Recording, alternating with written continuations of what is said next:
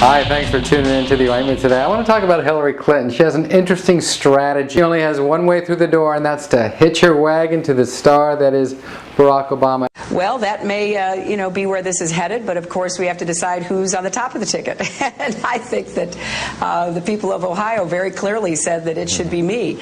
As Senator Tom Daschle pointed out, listen. It's really a rare occurrence, maybe the first time in history, that the person who's running number 2 would offer the person who's running number 1 the number 2 position. That she needs him, she wants him, she cannot live without him, and there's only one way to express how deep her passion is, and that is in song. Won't you be my number 2? Me and number 1 are through. There won't be too much to do. Telling about the ones that got away is just as good. Well, almost. There are others who say it's more likely that the government doesn't. The president is really enjoying that vacation. I want to come by and say thank you for all the members of the armed services and their families. Appreciate your service, guys. We're proud of you. We're doing good. Thank you so much. Thank you. I'm doing great. Thank you. Thank you, guys.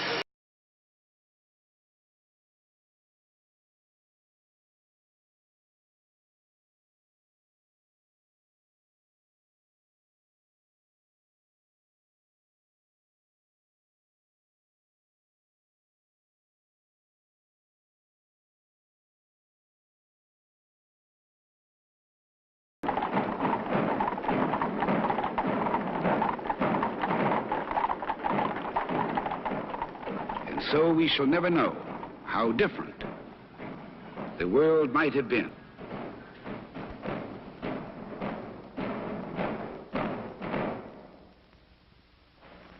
Only a few generations have been granted the role of defending freedom. There's a human being sitting in the presidential chair of the United States of America that lies with everything he says. They still believe somehow in the office of the presidency. They still believe there's some integrity there. Mr. Bush, what are you waiting for?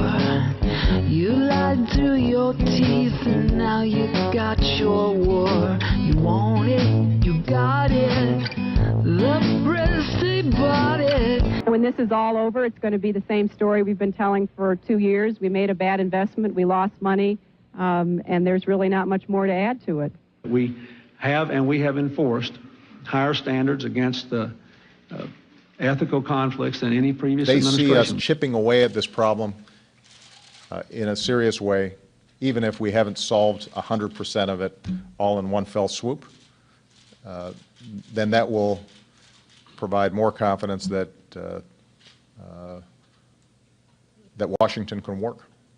And more than anything, that's not just what the markets want, that's what the American people want.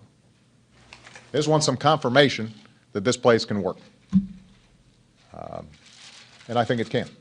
That's what we're going to be talking about over the next couple of months. As I said, I know everybody would like to see it get resolved today. It probably will not be. That's a fair prediction. I do not believe that any of us would exchange places with any other people or any other generation.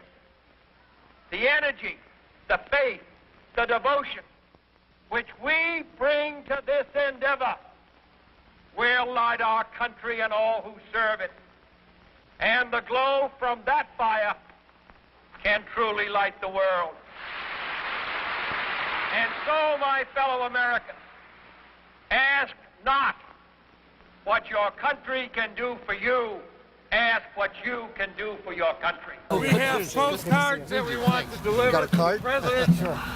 We have asked him in a letter 3 weeks ago to meet with us and to hear our concerns as military veterans of the tragedy and the wrong-headedness of these wars. We've not been able to meet with him, so we have a number of these postcards that have been signed by people around the country. They say, peace on earth, President Obama, Congress, corporate America. This is what your wars do. Civil resistance, December 16th, 2010. And we are now going to deliver these to President Obama. I figured that I'd give Jay one more taste of freedom before we lock him in a room with all of you. So I'm here to do a little downfield blocking for him. And I'm going to take one last question here. Jackie Combs. Thank you, Mr. President. I'd almost given up there. Oh, don't give up.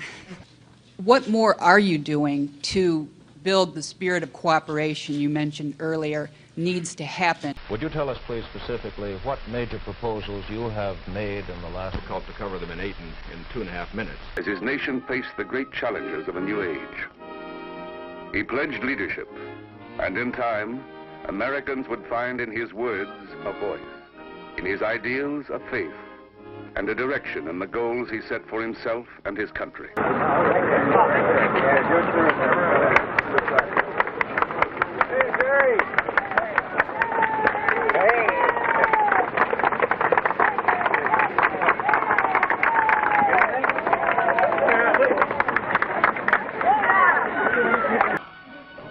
If we are to keep the peace, we need an invulnerable missile force powerful enough to deter any aggressor from even threatening an attack.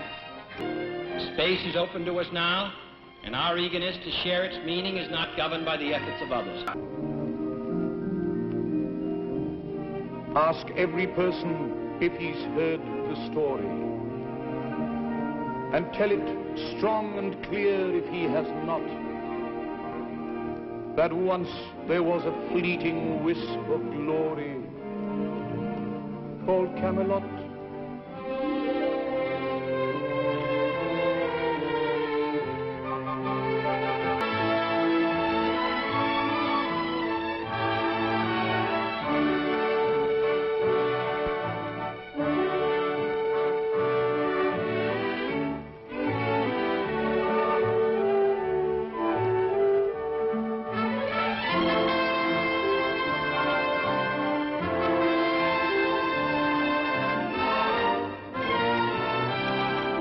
Such a good time. We are. We're having a wonderful time. Yeah, absolutely. I am mostly about Obama. You know. Obama is saying that he will sit down and talk with people from every nation and try to have dialogue, listen to what they are saying, and then meet them halfway or try to meet them somewhere they can move. Where all the people them need, them a shout out Barack Obama, Barack Obama, Barack Obama, oh.